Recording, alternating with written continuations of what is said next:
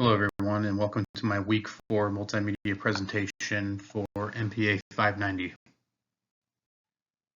Three topics I'm going to cover in this presentation from the chapters that we read this week is cooperative system, manifest and latent functions, and cybernetics. So the first topic I'm going to discuss is for this week's chapters is in Chapter 9, cooperative systems. And cooperative systems, as Chester Barnard identifies, can be churches, governments, businesses, and even families. And Barnard emphasized the importance of cooperation and coordination within the organizations. He believed that the organizations functions effectively when the individuals within the organization cooperate with one another and work together to achieve common goal. And he viewed cooperation as really a fundamental principle of the organization's effectiveness. And the peer-reviewed journal article that I found, Barnard's Cooperative System and the Power of the Coworker Effect, expands on this in terms of the social effect of cooperative systems. And the article discusses how the coworker effect can increase motivation and positive behaviors of individuals can increase when they're working together in tandem with one another to achieve an organizational goal. And this topic can correlate to my task force, as the task force will need to work together to produce the deliverable to meet the goal of the task force. And they'll have to really rely on each other and work with each other and provide the necessary information to meet that goal of the task force. The next topic I'm going to cover is manifest and latent functions.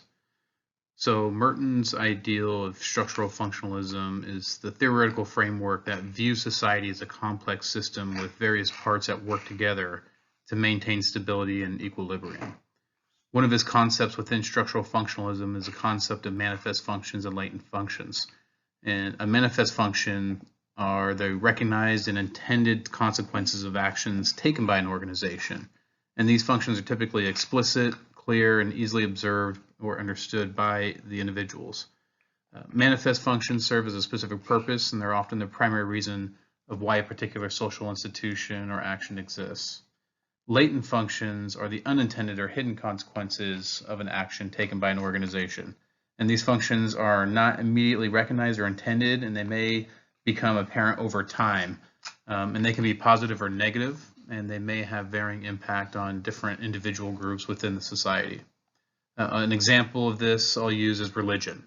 There's my peer-reviewed journal article, Inspirational Religions Literature from Latent to Manifest Functions of Religion, goes in detail on this example, in that the manifest function of religion is to provide a framework for spiritual beliefs and practices.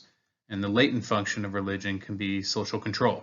Religious beliefs can help in the regulation of behavior and maintaining social order by providing a moral framework and rules of conduct for society to live by. Latent and manifest functions are going to be a part of my task force, as they're probably going to be a part of everybody's, in that the task force, the function of the task force is to bring local agencies together to provide a united response to a major disaster.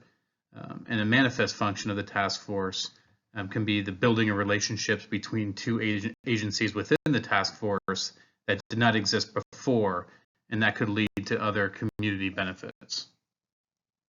The final topic for my presentation is cybernetics. And the field of cybernetics is a field that deals with the control and communication in systems, whether they are biological, mechanical, or social. And many open system theorists concluded that organizations were self-regulating systems that monitor their environments, identify their deviations from their goals, and adjust their internal structure, goals, and environments to maintain system equilibrium. And by applying cybernetic principles, organizations can become more adaptive, efficient, and capable of achieving their goals in an ever-changing world. Cybernetic principles can inform leadership and management practices, and they can help leaders make better decisions and create a more responsive and agile organization. And utilizing the principles of cybernetics can be helpful in my task force as we will need to include cybernetic principles as a part of the deliverable of the task force. And a goal of the task force is to produce a comprehensive plan of action in the event of a catastrophic emergency. So during those times of those catastrophic emergencies, there's going to be ever-changing environments happening, and the plan developed by the task force will need to enable agencies to be prepared to be adaptive in the event of that natural disaster, and therefore they'll need to incorporate some cybernetics within that plan. So thank you very much for watching my presentation for this week.